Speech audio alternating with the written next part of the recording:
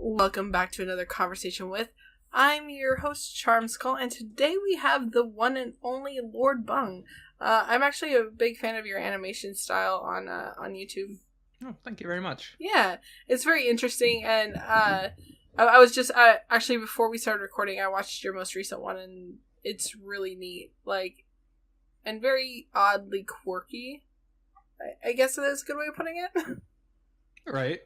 Well, thank you. I'm gonna start off by actually asking a question. I don't normally do this, but since you and I literally don't know each other at all, what got you into doing art and animation? Well, I've always liked art. As a kid, I've always gravitated towards drawing and creating, with what I had around me. Right. I didn't really care about the rules, and I never really worried about what proper programs to use. In fact, as a kid, I tried to do stop motion using PowerPoint. Okay. My son does take that. Photos. Oh yeah. Yeah. Nice. I would take photos with the webcam of my clay and my plasticine, and I would hold down spacebar so that it would scroll through the images. So I had this need to do creative stuff all the time, to create stories, I guess, to create scenes. It was a sort of a natural predisposition that I wanted to get into art, and I found my way here. My son kind of went from 0 to 60. He went from not being interested in art whatsoever to being I'm really bad at drawing, but I kind of want a drawing pad so I can attempt to draw on my computer. And so I'm getting him that this Christmas. He went from I don't want to draw because I'm bad at it to I want to try and draw digitally. I was nice. Okay. And he uses a thing called Pivot Animator, and he just makes lots of stick figure animation GIFs, and he sends them to me to show people. I remember those. He's so proud. He does a lot of animation versus animator type pivot animation GIFs. They're funny as hell. I remember back, I think it was 2014, 2015, back when animation was still very, very well accepted in the it was well accepted in the algorithm. It wasn't. It was yet to be completely fucked over. How has since then affected your channel? Because I know you have 500,000 subs, but does it affect you sometimes when you're uploading your 3-minute videos? The fact that it doesn't quite get accepted with the algorithm. I wouldn't really know. Fair enough. I don't have a frame of reference because I don't really make any other type of video. It doesn't affect me emotionally. Okay. I much prefer to do what I do because that's what I want to do. Right. Even if it means I apparently won't get as many views, but I don't really see it. It doesn't affect me too much. I'm fine.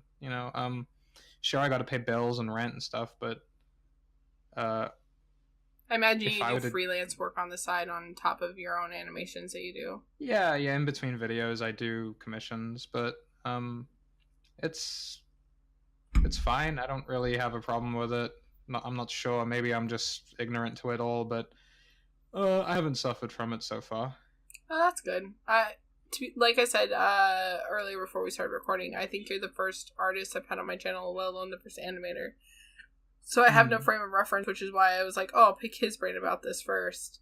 Because it is always interesting, because I remember I've been on and or using YouTube since its creation. So since early 2015, 2005. And I remember the rise of animation on YouTube. And then I remember it disappearing from my recommended all of a sudden. And I still watch a lot of animation type things. I watch your style of animation. I also watch things In a Nutshell, which is clearly they're education animation, and alternate history hub. Right. So go ahead. Yeah, I think a lot of people who do animation just really want to do animation. They really want to Right. just bring the art to life. So they're not too concerned with money.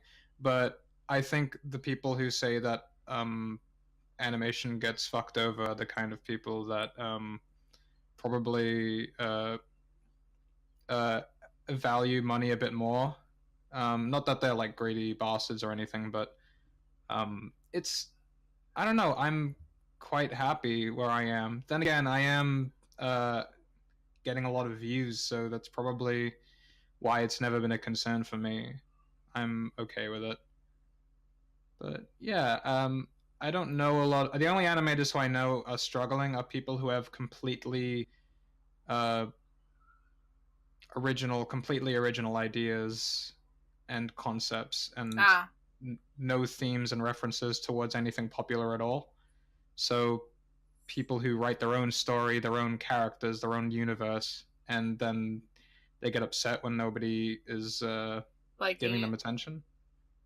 That makes sense. Because my stuff is related to SCP, I get quite a lot of people from the SCP fandom, so I have that to thank for. But I try to do my own stuff with the content that I am inspired by, because I don't want to just recreate someone else's story or um, parody somebody else's characters, or to pander to somebody else's fan fiction. Uh, I don't think that's fun at all. But there definitely is a part of um, the fact that I'm using SCP to get all these views. Uh, trust me, I understand people thinking that you're using stuff to get views. I get that a lot on my YouTube channel because, like, literally my entire channel is based upon me bringing people on and talking to them. And I'm not a large channel by any means. I have under 2K, but people still will say, "Oh, people only come to your channel for the people you have on." I'm like, cool. I'm glad that Right. I'm glad that now that's why I do such a wide range of like who I allow on, why the minimum is so low, why it's only 200 subs, and why it's not like a larger amount, is because I want to be able to help others to get like the attention if people are only coming to my channel for the people I have on, and if they see, hey, in my recommended, she did this video with this person I've never heard of, and I like the video she did with the person I did know, so let's go check this out, and then they go and check out that person's channel, and hopefully it's like this big chain of everybody getting to find new people. I guess is how I feel my channel is. So it's definitely weird and unique, and I think that's it kind of bites me in the ass sometimes, but I'm not complaining about it. I have a full-time job. Outside of this, it's just always neat to get to talk to people who get to survive and get to thrive doing what they love because of their views and stuff like that, and you get to see the way they think, because I have not found a single one that I've spoken to who isn't humble for like what they get to do, which is interesting. And you always hear like a lot of the smaller creators I talk to want to be that way. And I say of the ones I say of the ones I've spoken to. I'm not talking about like the Jake Pauls and the Keemstars. Like I've spoken to Keemstar. He and I have argued a lot. He's never been on my channel, and I don't think I ever would have him because I feel like that would actually make people think I was pandering. Right. Well, yeah, I mean, this is sort of a new frontier. It feels like, most people would think that you can't actually live off of this. And but, we're in a community where people do, and they do it quite well. So it's pretty cool. And it's definitely humbling, but it can make people, like, as you said, those people feel quite egotistical with the whole self-made aspect of the job. Yeah. Because on the one hand, it does require you to have everybody like you and everybody give you attention and money. Or at least everybody hate you, so that way they give you attention. Yeah, so you have to be humble. Or on the other hand, you think that you're a celebrity and that you're amazing, and everybody who doesn't like you is wrong and an idiot. So it's a double-edged sword there, I think. But yeah, I don't like getting overwhelmed with the drama of it all. With all that shit, yeah. Yeah. Am I allowed to cuss on this? Oh yeah, cuss as much as you want. There's no censorship whatsoever. Just don't say the N-word. That's the only thing I ask people not to do. Oh, right. Okay, because sure. there are some people who in private calls they're a little bit more N-word freedom than they are publicly, and I just say you know, see, the only thing that I don't allow, and that's just out of personal preference. Other than that, I don't even like. I'm not gonna go through and censor any of the audio just because I'm just like I curse and I say fuck and all that shit. Like, why would I expect somebody else not to? I'm not family friendly. I wouldn't let my kid watch my channel. Right. No, I haven't. I've already said, like, my son's 10, so I've really lucked out with being able to learn as much as I have from the YouTube sphere as both a YouTuber and as a content watcher, to be able to protect him more than I think most parents do nowadays. Like, I'm really one of those people who, like, he'll find a YouTuber that somebody suggests to him. I'm like, let me watch them. Let me go look to see if they've had any, like, major controversies in regards to their fans. And by the way, you're not allowed to comment in or like the video because you're 10, and if you start to interact, they might try to interact back. Yeah, I kind of feel that way with my parents. Right. A little bit, actually. Because they're very weird with the internet, and I kind of want to be protective of them.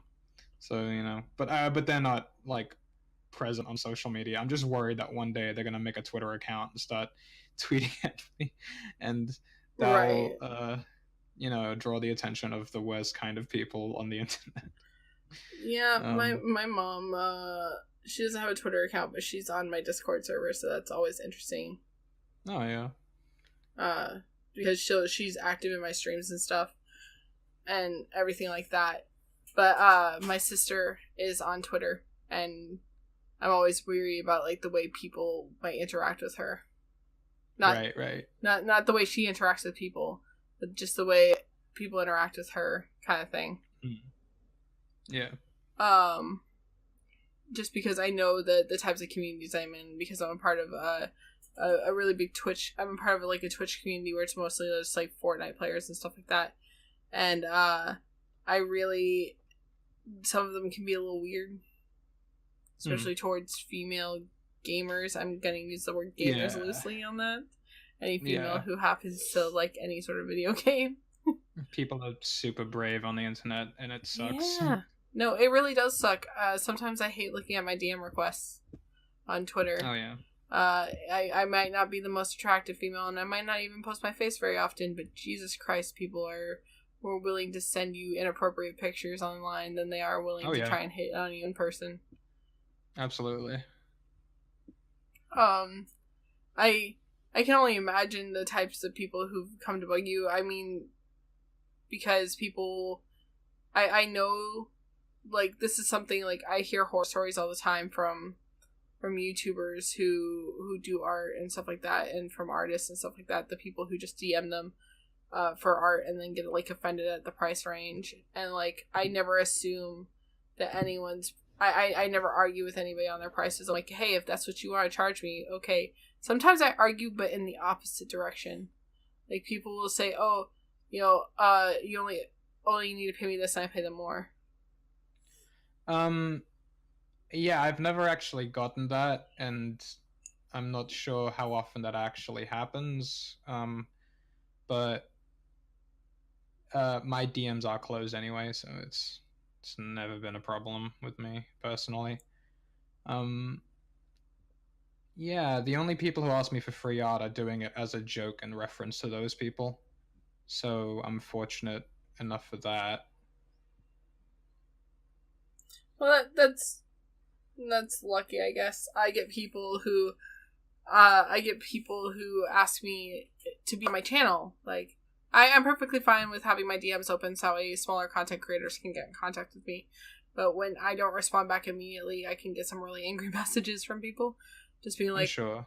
Or when they see a video come out and, you know, I still haven't recorded with them or something, and then they start sending me angry messages. They're like, oh, when am I going to get to be on? I'm like, I have a schedule. Like, I literally schedule the stuff out, so... Right. Yeah, there are a lot of hungry people out there. And if and people get mad at me because I have larger content creators on my channel and stuff like that. They'll be like, Right. "Oh, why did you have this person on, and why aren't you trying to help me?" And I'm like, I because can it's kind of a I can balancing understand act. being hungry. No, I can understand being hungry, but I can't understand being rude. Oh no, I can definitely understand being hungry. I mean, I straight up, like I said, by the time this video comes out, the one with Kappa will have already been out for a few weeks. But when I had him on, I we had open DMs with each other because his DMs were open and he responded back to me once. And so I just straight up just DM'd him. I was like, "Hey, dude, are you down to come onto my channel?" Explained what I did and just kind of waited. I was like, shooting my shot. Let's see what happens. If he doesn't respond, I'm not going to be mad. But if he does, awesome. And then when he agreed to come on, I was like, hell yeah. Because it's like one of those things where I get excited to be able to not only talk to people who I'm fans of, but even sometimes like when it comes to the smaller creators, people who I've never heard of, who I do a lot of research. Like, I do a lot more research into the smaller creators than I do the larger ones, because the larger ones you've heard of. Yeah. But there was a guy who asked me on my channel, and he's asked like 6 times now.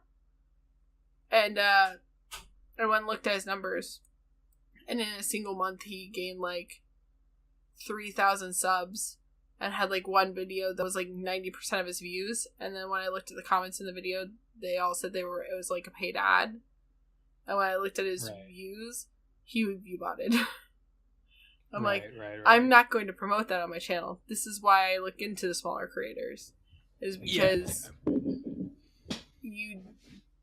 I don't want to put my own reputation on the line, right, for something like that. As unfortunate as it is, because everyone has reputations, especially on YouTube, and if I start promoting people who do stuff like that to grow their channel, it just looks bad on me. Yeah. Because I'm exposing my audience to these people. Yeah. But I do explain to others that, like, the reason why I have people like you on and Kappa and Quite and stuff like that on, and then I have, like, the smaller creators, is because it's kind of like a balancing act of getting those connections to the smaller creators and having new people find me from the larger creators. If that makes any sense. Yeah.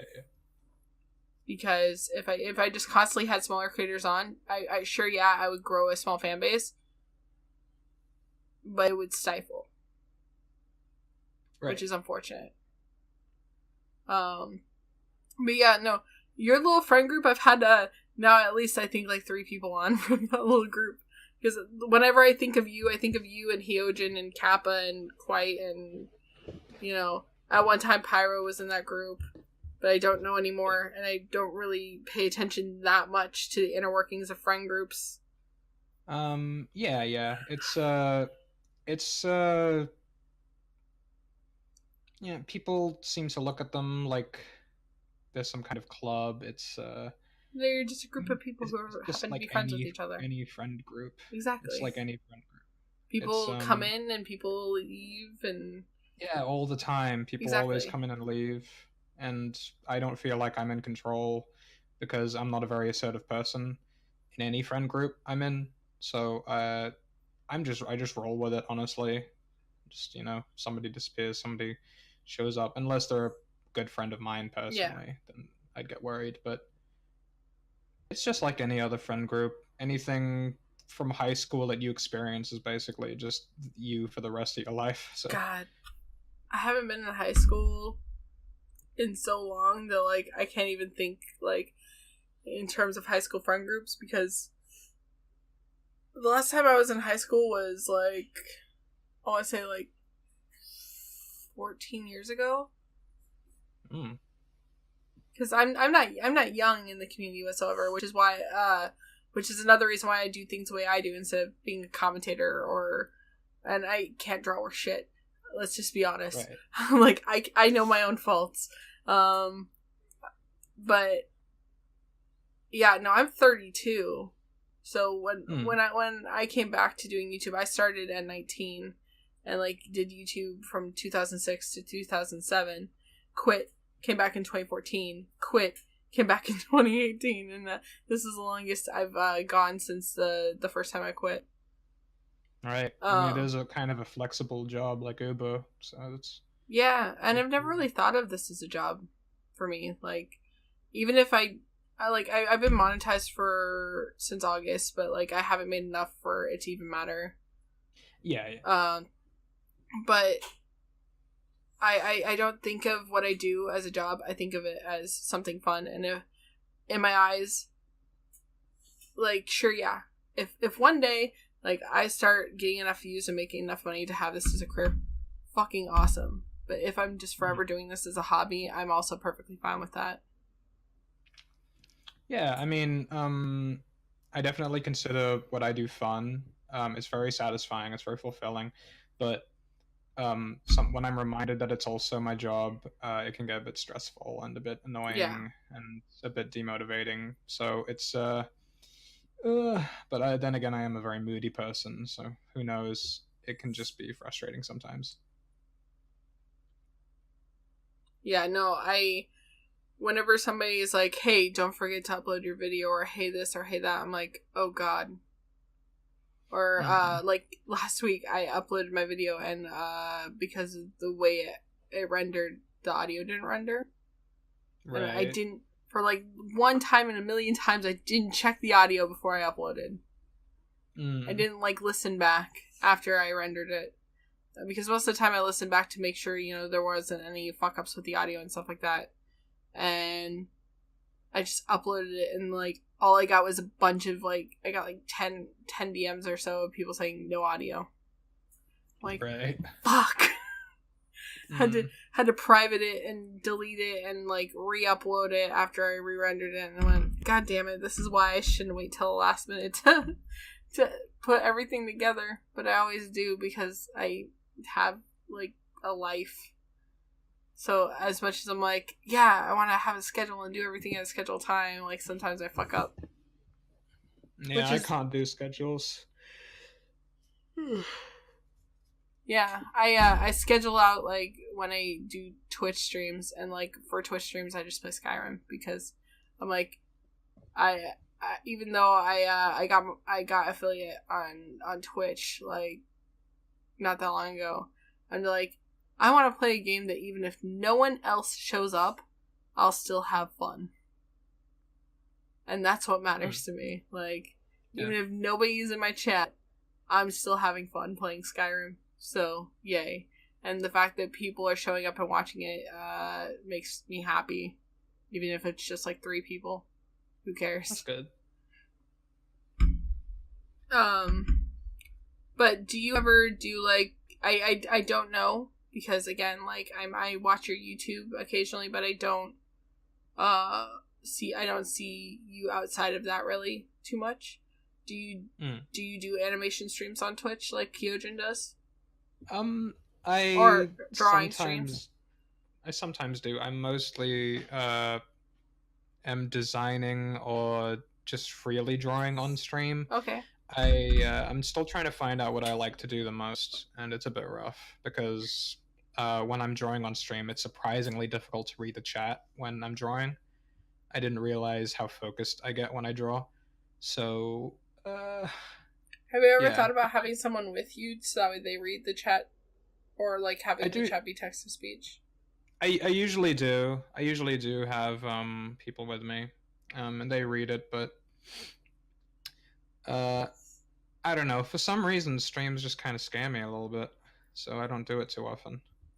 That's fair. I mean, streams can be scary because you're having people react with you live. I think personally the only reason why I even got used to doing streams at all is just because I am on a drama live stream. So like, whereas here there's on my channel there's usually no drama or very little drama that comes from it directly. Like if people, like I had Just Destiny on, and some of the things he said got used in other things, but that wasn't me forcing that. That was him and I having a conversation, and it just going that way. Right. Because, like I said, I don't really edit the audio, and I do that because I don't want people to think that outside of if you accidentally doxed yourself, I'm not going to mute any words that come out of anything anybody says. Because it's not my job to protect people, it's just my job to, like, let people have a chill place to talk. But, Okay, fair enough. But as you see, I'm not trying to go in on the attack on anything. Like, I don't do that either, because I can't be bothered to be that kind of person on here. I already do that. I'm on a daily, well, until in a couple of weeks, because of my new job, I won't be able to, but I was on a daily drama live stream, pretty much. Where, like, daily we were talking about, like, what was going on in the line, and we were getting harassed by Keemstar because of it, and stuff like that. And so I was getting all my drama and arguments out there, so that way they didn't show up on my channel. Because I am a part of the drama community. I am accidentally loosely connected to the commentary community. Because most of the people I've had on here are part of that community, because let's be honest, they're way easier to connect with. They leave their DMs open so that way they can talk to their fans and everything like that. So it makes it a lot easier to have that communication. At least the medium to small part of the community. I can understand why a lot of the larger guys don't have their DMs open. It'd be terrible. It would. And, you know, I think I found you kind of loosely through the commentary community, even though you're not directly connected as well. So I can imagine that people... I don't know if people react to you the same way they do me, where they say because you're friends with people in the community, you're a part of the community, just by definition. Sometimes, luckily it's not that often, but sometimes I do get some comments like that. But even people who are in the community tell me that I'm not a commentary channel and that shouldn't be happening to me. Yeah. So, like, I don't get too affected by these words. Plus, I've sort of been in the commentary community for so long that I know a lot of the time when people are just trying to do it for attention, say some trying to piss you off.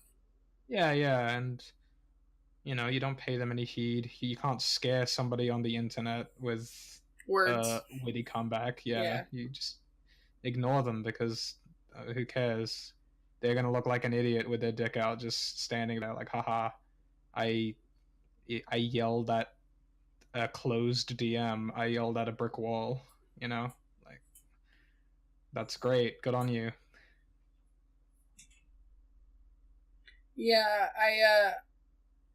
I don't get it, like, why people act that way. Like, there was a channel who I'm not going to bring up its name, who was kind of, like, bullying the small commentary community just recently, and I kind of let it get to me for, like, a hot second, and then I was like, you know what?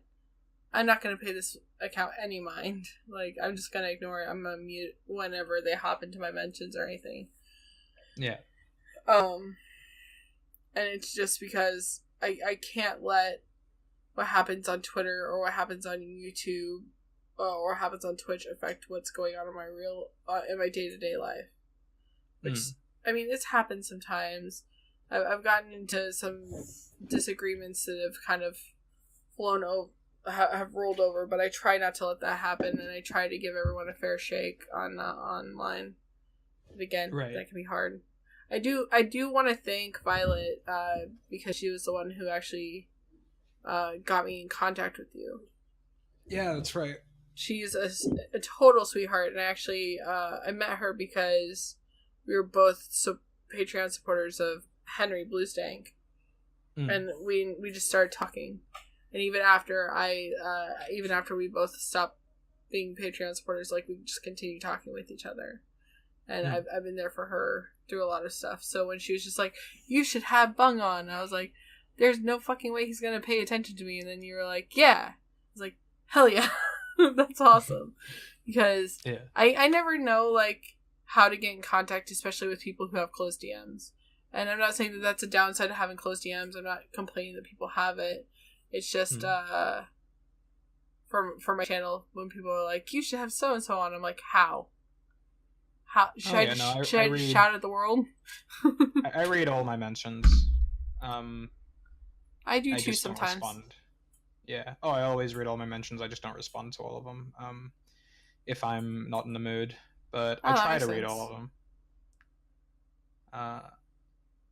It's definitely easier to just read only the mentions, but I like to collect fan art, so that's always a thing that I want to keep an eye out for. I have I guess a unique persona. So people like to have fun drawing pictures of me. I have a little collection myself already, and I love getting them. Yeah, I've changed my profile picture to them sometimes. Actually, my YouTube banner, I end up using a piece of fan art that was made for me, and it is just fucking amazing. And actually, the banner itself was fan made. Like, a fan of mine just created me a YouTube banner, and that's Chompy, who's like known for making banners in the community and stuff like that. He was just like, hey, send me the picture that so and so made for you. I'm like, okay. And then the next thing I know, he's like tweeting me a banner. I'm like, this is fucking cool. My banner on Twitter is just Keemstar saying I have 50 cats and live alone, saying I look like that. And I only screenshot that from like one of our live streams because it just fucking made me laugh. I'm like, go ahead, roast me, please. You're hurting my ego. Yeah. I try to be open and nice to everyone. I don't think I have any enemies in the community or enemies on Twitter or anything like that. And it's and you definitely don't seem the type to have those types of people around you. Not in the internet. No, that seems silly to me. I mean, I think the closest thing to enemies I might have are in real life, but even then, that's still kind of silly to me. So yeah, I mean, there is like a hippie I knew in real life that I think is an enemy. Yeah. I don't know. Most of my real life enemies are myself when I'm procrastinating.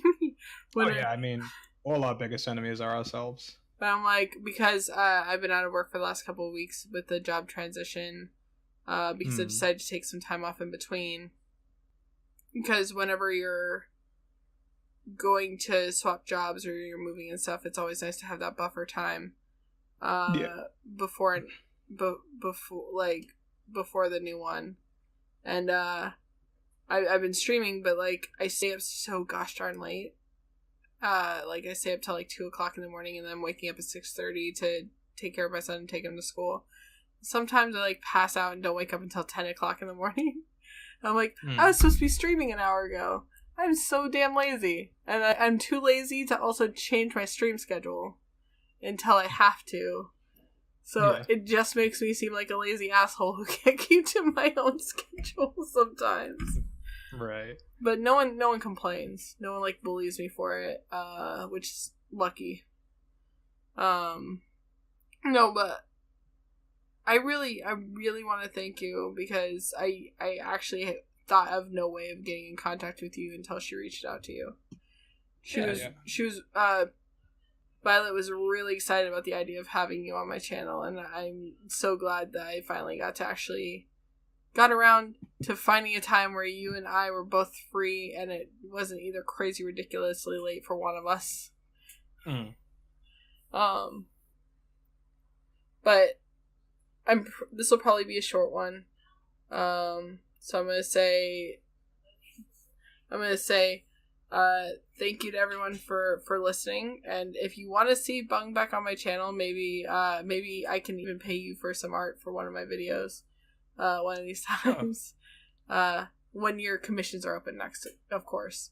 I'm going to put a link to both Bung's YouTube channel and to his Twitter down below.